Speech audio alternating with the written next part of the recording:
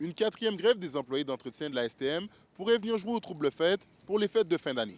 Habituellement, environ 14 de la charge est fait en temps supplémentaire. Vous comprenez que là, on est en période de vacances de Noël, donc il y a plus de gens en vacances aussi.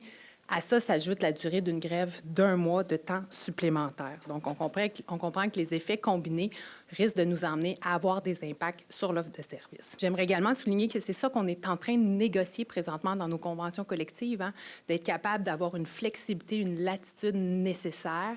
Et malheureusement, cette grève de TS-là risque de démontrer qu'on n'est pas capable d'avoir la bonne personne à la bonne place au bon moment pour être capable de livrer notre service. Des usagers de la STM devront donc revoir leurs plans. Est-ce que vous êtes prêts? Est-ce que vous allez réajuster vos plans en ce sens? Toujours. Toujours être prête. Moi, je me déplace souvent avec le vélo électrique, donc on peut oublier le transport en commun dans ces cas-là, en fait. Toujours être prête à réagir, en fait, peu importe la situation. Puis les cadeaux de Noël, est-ce que vous allez les mettre sur votre vélo électrique ou ça va être de prendre un Non, autre moyen? je vais me prévoir d'avance, en fait.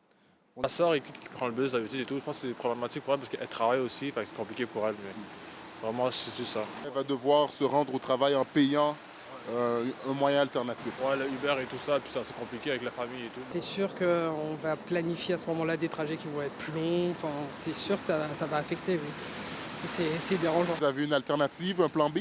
Bah oui, hein, on fait du covoiturage, on prend des voitures. Excusez-moi, mon bus. De son côté, le syndicat rappelle ses doléances face à l'employeur. L'objectif ultime, c'est vraiment mettre des moyens de pression à l'interne. Donc, on s'attend à ce que l'employeur gère les centres de transport, doivent prendre des véhicules, les déplacer d'un centre à l'autre, trouver des solutions pour être capable de déplacer les véhicules qui ne sortent pas de certains centres de transport pour les amener vers d'autres centres de transport pour être capable de livrer le service. Puis ça prend une saine gestion. Ce que je vais rajouter, c'est en ce moment, là, la STM doit prendre le temps de gérer ses opérations, là, puis on espère là, que le public ne sera pas, comment dire, effrayé par cette grève-là. Là. Cette quatrième grève devrait s'échelonner du 11 décembre au 11 janvier avec des moyens de pression progressifs qui pourraient annuler ou retarder des départs au mois de janvier au retour de l'école ou de vacances. À Montréal, Sacha Olkimerazil pour Nouveau Info.